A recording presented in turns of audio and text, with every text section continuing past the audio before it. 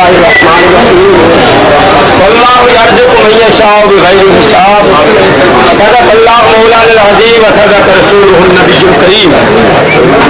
अहबाब जीवकार, आप सारे साहबान अक्सरियत जो है वो ताजिर बिरादरी की है। जिम्मेदार या मुलाजिम पेशा थोड़े हैं, दुकानदार साहबान ज़्यादा हैं।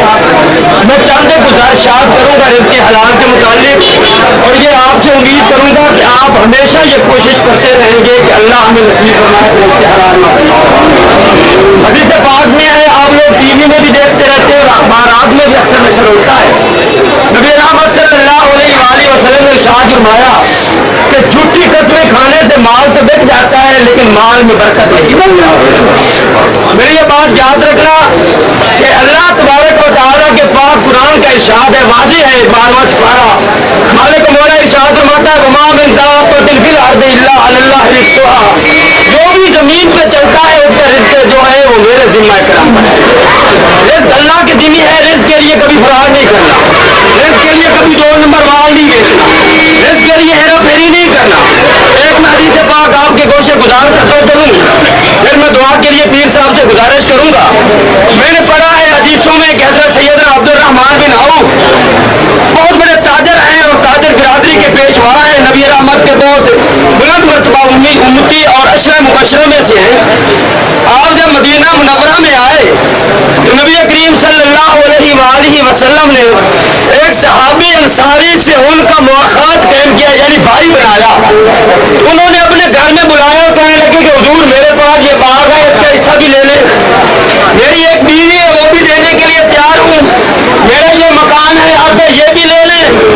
अंसारी सहाबी का इशार अपनी जगह, लेकिन आपने जो जवाब दिया वो आपके लिए काबिल तकलीद है। आपने फरमाया, मेरे भाई, अल्लाह आपका घर भी आपको मुबारक करे, आपका बाग भी आपको मुबारक करे। मुझे अल्लाह ने हाथ दिए हैं, मैं कमा के खा लूंगा। ये उनके लिए जो कहते हैं रातों रात हम अमीर बन जाए और 2 नंबर माल बेच के हम रातों रात ही दौलतमंद बन जाए। आपने 3 घी का, हदीस गवाह है, 3 घी का सर पे उठाया और कुछ आपके पास गंदम थी, क्यों था? आप बाजार में चलते फिरे बेचा करते थे। और एक वक्त वो भी आया जब आयात ज़कात नाज़िल हुई, उस वक्त हज़रत अब्दुर्रहमान बिन औफ आपने माल में से 40,000 दिनार ज़कात लेके हाजिर हुए। ये है रिज़्क़ हलाल की बरकत। ये मेरे बच्चे ने जो कोशिश की है, अल्लाह तबारक व तआला इनकी काविश और कोशिश और रिज़्क़ हलाल में इजाफा फरमाए। मैं तवक्कुल अल्लाह वाले लोगों की बात करता चलूँगा कि आप लोगों को पता चल जाए कि अल्लाह तबारक व तआला के बंदों का क्या मकाम है। हज़रत सैयदना बायज़ीद बुस्तामी रहमतुल्लाह अलैह, आप गली में गुजर रहे हैं, आपके करीब से कुत्ता गुजरा, आपने अपना दामन समेट लिया, कपड़े समेट के जब गुजरने लगे तो कुत्ते को मालिक मौला ने ज़बान अता की।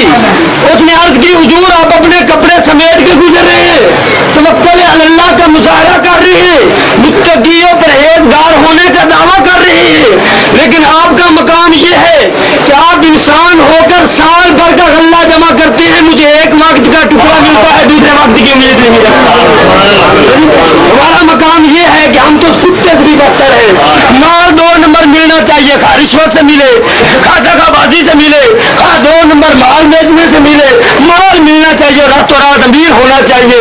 हमारे पास अब मेरे पास वक्त नहीं है, बस आखिरी बात और मैं गुजारिश आपसे गुजारिशात खत्म करूंगा। हजरत मालिक बिन दिनार रहमतुल्लाह अलैह तज़किरतुल औलिया में आता है कि आप मस्जिद अक्सा में गए, 40 दिन का चिल्ला किया। कितने दिन का चिल्ला किया? 40 दिन शब और रात इबादत में रहे, दिन को रोजे रख के रात को सारी रात खड़े होकर नमाज पढ़ते, लेकिन इबादत में कोई मजा नहीं आया। एक रात जब सारे खादिम जाने लगे तो आपने एक चिटाई में अपने आप को छुपा लिया, अंदर छुप गए।